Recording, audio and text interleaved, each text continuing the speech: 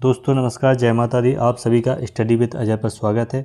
आज हम आप सभी के लिए एक बड़ी खबर लेके आए हैं जो कि वर्ग 1 की काउंसलिंग से संबंधित है। सभी बच्चे रिजल्ट के बाद वर्ग 1 की जो काउंसलिंग थी उसकी डेट का इंतज़ार कर रहे थे और आपको वह डेट यहाँ पर निकल कर आई है। और ये जो सभी जानकारी हम आपको देने वाले हैं वह सभी टीआरसी पोर्टल पर आ चुकी है। सारी जो जानकारी है वह बिल्कुल 100% सत्य जानकारी यहाँ पर आपको दी जा रही है। आप टीआरसी पोर्टल पर जाकर इसको वेरीफाई कर सकते हैं। टीआरसी पोर्टल अपडेट हो चुका है, वहाँ पर आप सारी अपडेट देख सकते हैं जाकर कि किस तरीके से पूरी जानकारी वहाँ पर आपको मिल जाएगी। कब से कब तक आपका डॉक्यूमेंट वेरिफिकेशन होना है, इसके बारे में जो इतने भी जानकारी नोटिस जारी हुआ है, जितनी भी जो दिया गया है दस्तावेज सत्यापन के संबंध में, वह सभी हम आपको यहाँ पर दिखाने वाले हैं। तो वीडियो अंत तक देखिएगा, इससे आपको अंतिम तिथि के बारे में पूरी जानकारी हो जाएगी और कौन कौन से डॉक्यूमेंट आपको अपलोड करना है इसके बारे में सारी जानकारी हम आपको इसी वीडियो में देने वाले हैं। तो वीडियो को अंत तक जरूर देखिएगा, जिससे आपका जो कन्फ्यूजन है वह आपका दूर हो जाएगा। तो आज सबसे पहले बात करते हैं इस नोटिस की, जो कि ये भी टीआरसी पर अपलोड हो चुका है। ये नोटिस जो कि आज दोपहर में लगभग 12 बजे के टाइम पे वायरल हो रहा था, तो उस समय डाउट था कि ये क्लियर है कि नहीं, सही है कि नहीं, लेकिन अभी टीआरसी पोर्टल पर इसको अपलोड किया जा चुका है। तो अभी 100% वेरीफाई है। और इसमें जो देखिए 10/6/2024 को जारी किया गया था। और इसमें जो पंजीयन है, प्रोफाइल पंजीयन है, दस्तावेज अपलोड करने जो संबंधी जो कार्रवाई है वह इसमें 14 जून से 18 जून के बीच में इसको बताया गया है। यानी आपको जो डॉक्यूमेंट अपलोड करना है वह कब से कब तक करना है, 14 जून से 18 जून के बीच में। यानी ये आपको 14 से 18 तक का 4-5 दिन का टाइम यहाँ पर आपको मिलने वाला है। इन 4-5 दिनों में आप जो अपने डॉक्यूमेंट है उन सभी डॉक्यूमेंट को यहाँ पर आपको अपलोड करना है। तो आप सभी अभी से बिल्कुल अपने डॉक्यूमेंट देख लीजिए, जो भी डॉक्यूमेंट में कमी हो अपनी पूरी करा लीजिए। अब डॉक्यूमेंट कौन कौन से लगने हैं और उसके संबंध में भी यहाँ बताया गया है, पूरी विस्तार से जानकारी आपको यहाँ पर दी गई है। तो वीडियो अंत तक जरूर देखिएगा। वीडियो अच्छा लगे तो लाइक करिएगा, शेयर करिएगा और चैनल को सब्सक्राइब जरूर करिएगा।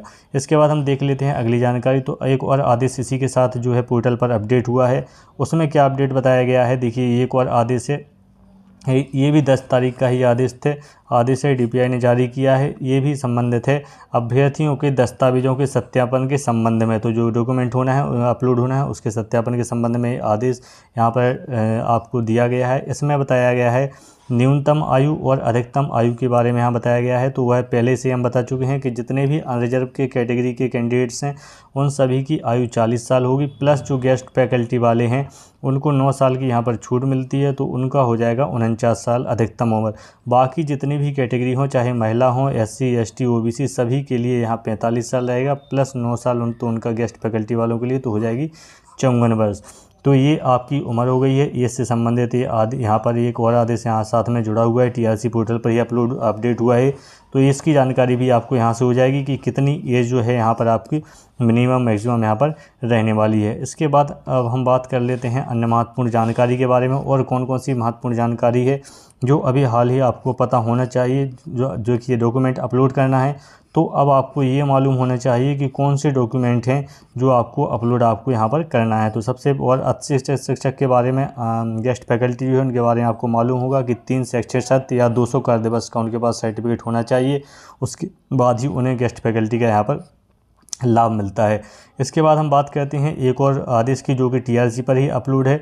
तो उसको हम यहाँ पर देख लेते हैं। ये भी 10/6 का ही आदेश है, आप देख सकते हैं। और इसमें क्या बताया गया है कि जो चयनित सेवकों के लिए निर्देश का जो गाइडलाइन यहाँ पर दी गई है, उसके अनुसार हम आपको यहाँ पर बताने वाले हैं कि कौन कौन से ऐसी डॉक्यूमेंट हैं जो आपको बिल्कुल तैयार करके यहाँ पर रखना है। अगर वो डॉक्यूमेंट आपके पास नहीं होंगे तो यहाँ पर आपको दिक्कत हो सकती है। इसलिए सारे डॉक्यूमेंट आप अपने क्लियर करा लीजिए, क्योंकि आवेदन की जो तिथि है वह कितनी बताई गई है। देखिए यहाँ पर आप देख सकते हैं, पूरा शेड्यूल देख सकते हैं कि गणित विषय को छोड़कर शेष विद्यार्थियों के लिए, अभ्यर्थी जितने भी हैं, तो जो मैथ वाले कैंडिडेट्स हैं, चूँकि आपको मालूम है कि कोर्ट में उनका मामला लंबित था, तो ये देखिए यहाँ पर आपको डेट क्लियर कर दी गई कि 14 से 18 जून के बीच में आप यहाँ पर अपने जो दस्तावेज हैं वो प्रोफाइल को अपडेट करेंगे और दस्तावेज जो हैं उनको यहाँ पर अपलोड करेंगे। और साथ ही साथ आपको साला का चयन, यानी विकल्प जो आपको स्कूल है उसका भी चयन आपको यहाँ पर करना है। तो ये बहुत बड़ी डिटेल, बहुत बड़ी न्यूज़ आपके सामने आई है। उसके बाद क्या प्रक्रिया होगी, अभ्यर्थियों द्वारा अपलोड किए गए दस्तावेजों का जिला स्तर पर सत्यापन कराया जाना। तो 21 तारीख से 21 जून से 23 जून तक इसका सत्यापन कराया जाएगा। 21 जून से 21 जून से 23 जून तक क्या कराया जाएगा, आपका सत्यापन कराया जाएगा। तो बहुत तेज़ी से ये प्रक्रिया आपकी यहाँ पर आगे बढ़ रही है। यहाँ पर आप ध्यान दे दीजिए कि गणित को छोड़कर बाकी जितने भी सभी बच्चे हैं उन सभी को अपना यहाँ पर डॉक्यूमेंट अपलोड यहाँ पर कराना है। ये बहुत बड़ी यहाँ पर एक खबर है। अब डॉक्यूमेंट कौन कौन से अपलोड कराना है, कौन कौन से डॉक्यूमेंट आपको यहाँ पर तैयार रखना है, तो उसके बारे में भी यहाँ पर पूरी जानकारी आपको मिलने वाली है। तो देखिए पूरा विस्तार से यहाँ पर दिया हुआ है कि उच्च माध्यमिक शिक्षक पद हेतु अभ्यर्थियों द्वारा अपलोड किए जाने वाले दस्तावेजों की सूची, कौन कौन से डॉक्यूमेंट हैं जो आपको अपलोड कराना है, उसके बारे में भी आपको यहाँ पर जानकारी उपलब्ध कराई गई है। तो सबसे पहले तो पात्रता परीक्षा की अंक सूची, जो मार्कशीट आपकी वर्ग 1 की आई थी, जो रिजल्ट आया था, उसकी जो पात्रता परीक्षा है उसका रिजल्ट आपको यहाँ पर अपलोड करना है। दूसरी चीज़ है आपका जन्म तिथि का जो है प्रमाण पत्र के रूप में आपको 10वीं हाई स्कूल की मार्कशीट यहाँ पर अपलोड करनी है। तीसरी चीज़ स्नातक उपाधि की सूची, सभी सेमेस्टर की, ग्रेजुएशन की आपकी BA BSc की जितनी भी मार्कशीट हैं सेमेस्टर वाइज, अगर आपकी जितनी भी मार्कशीट हैं सभी यहाँ पर आपको अपलोड करानी है। इसके बाद आपका जो PG किया हुआ है, जो आपका प्रास्नातक है, जो MA MSc जो आपका है MA MSc, उसके सारी मार्कशीटें, चाहे वो आपकी जितने भी सेमेस्टर वाइज हैं सारी मार्कशीट यहाँ पर आपको अपलोड कराना है।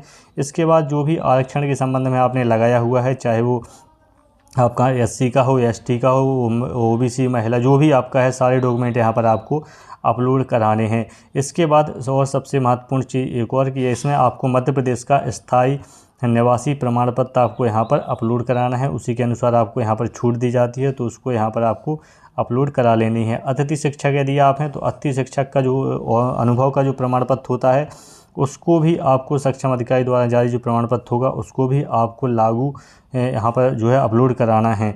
इसके बाद यदि आप दिव्यांग हैं, जो यदि आप हैंडीकैप्ड की श्रेणी में आते हैं, फिजिकली हैंडीकैप्ड, विजुअली, जो भी आपका है कोटा लगता है यहाँ पर, उसका प्रमाण पत्र यहाँ पर आपको अपलोड कराना है। इसके साथ ही आपको B.Ed की जो अंक सूची है वह भी अपलोड कराना है। B.Ed की जो भी सेमेस्टर वाइज या जो भी ईयरली आपकी मार्कशीट होंगी वह सभी आपको यहाँ पर अपलोड करानी है। इसके बाद यदि आप आयु से छूट संबंधी कोई प्रमाण पत्र आपके पास है तो वह आपको यहाँ पर अन्य जो जैसे एक्स सर्विसमैन कोटा हो गया और अन्य जो कोटा आते हैं जिन्हें आरक्षण मिलता है, तो उसका प्रमाण पत्र यदि आपके पास है, उसका आप दावा करते हैं, तो इसको भी आपको अपलोड कराना है। इसके बाद मध्य प्रदेश का जीवित रोजगार पंजीयन होना आपके पास ज़रूरी है, तो जो पंजीयन होगा उसको भी यहाँ पर आपको अपलोड कराना है।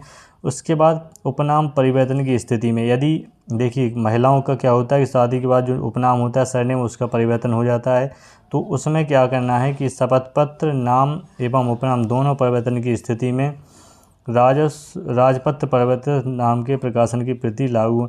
देखिए ये आपको यहाँ पर आपको एक शपथ पत्र यहाँ पर अपना अपलोड करना है। तो ये सारे डॉक्यूमेंट आपको अपलोड करने हैं और बिल्कुल यहाँ से आपको तैयार करके आप जाइएगा सारे डॉक्यूमेंट, तो आपको वहाँ पर कोई दिक्कत यहाँ पर नहीं आएगी। और आपको इन सभी को 2 सेटों में तैयार करके ले जाना है, 2 सेट इसके बनाकर आपको ले जाना है। और इसमें स्वप्रमाणित फ़ोटोकॉपी के यानी अपने सेल्फ अटेस्ट इसको आपको करके ले जाना है। ये जो सारे होंगे ये सेल्फ अटेस्टेड आपके कागज़ होंगे, ये सेल्फ अटेस्टेड आपको 2 प्रतियों में आपको बनाकर ले जाना है। तो ये सभी जानकारी अभी जो महत्वपूर्ण थी, सबसे पहले जो जानकारी, क्योंकि डॉक्यूमेंट अपलोड करना है तो कौन कौन से डॉक्यूमेंट यहाँ पर लगना है, तो ये आपके लिए बहुत ज़रूरी है जानना। तो ये सारी जानकारी आपको यहाँ से मिल जाएगी, आपको कहीं परेशान होने की ज़रूरत नहीं है। इस वीडियो में हमने आपको पूरी जानकारी उपलब्ध कराइए। वीडियो अच्छा लगे तो वीडियो को लाइक ज़रूर कीजिएगा, शेयर जरूर कीजिएगा, सब्सक्राइब जरूर कीजिएगा। इसके अलावा अन्य जो बातें होंगी जो ज़रूरी हैं वह उस पर हम एक अलग वीडियो विस्तार से लेकर आएंगे, जिसमें जो भी कन्फ्यूजन आपका रहेगा उसको हम जल्दी से उसको क्लियर कर देंगे, कोई कन्फ्यूजन आपको इसमें नहीं रह जाएगा। तो जल्दी से आप ये जो दस्तावेज हैं इनको आप यहाँ से देख लीजिए। एक बार फिर से मैं बता देता हूँ, पात्रता परीक्षा का जो आपका MP.TET हुआ था वर्ग 1 का, उसकी मार्कशीट यहाँ पर लगेगी। जन्म तिथि के संबंध में हाई स्कूल की मार्कशीट, इसके बाद आपका स्नातक की मार्कशीट, PG यानी BA MA MSc की मार्कशीट, आरक्षण से संबंधित SC ST हैं तो उसका सर्टिफिकेट आपका यहाँ लगेगा। इसके बाद आपका निवास लगेगा। अतिथि शिक्षक हैं तो उसका अनुभव का प्रमाण पत्र, फिजिकली हैंडीकैप्ड हैं तो उसका आपका यहाँ पर प्रमाण पत्र लग जाएगा। इसके बाद बीएड की सारी मार्कशीटें आपको लगानी हैं। आयु संबंधित छूट, एक्स सर्विसमैन यदि कोटा में आती हैं तो उसका आपको प्रमाण पत्र यहाँ पर लगाना है। इसके अलावा जीवित रोजगार पंजीयन और महिला यदि आपकी शादी होती है, आपके सरनेम में कोई परिवर्तन होता है तो उससे संबंधित शपथ पत्र आपको लगाना है। ये सारी चीज़ें आप तैयार कर लीजिए, क्योंकि जो तारीख है वह 14 जून से आपकी प्रक्रिया चालू हो जाएगी। 14 जून से आपको 18 जून तक अपलोड करना है डॉक्यूमेंट। तो आप बिल्कुल गलती मत करिए, सारी डॉक्यूमेंट की फ़ाइल बना लीजिए, बिल्कुल तैयार हो जाइए। मिलते हैं नेक्स्ट वीडियो में, तब तक आप अपने डॉक्यूमेंट तैयार रखिए। जो ज़रूरी सूचना होगी वह हम आप सभी के लिए नया वीडियो को लेकर आएंगे, उसमें सारी जो डाउट हैं वो क्लियर कर देंगे आपको। मिलते हैं नेक्स्ट वीडियो में, तब तक धन्यवाद। जय माता दी।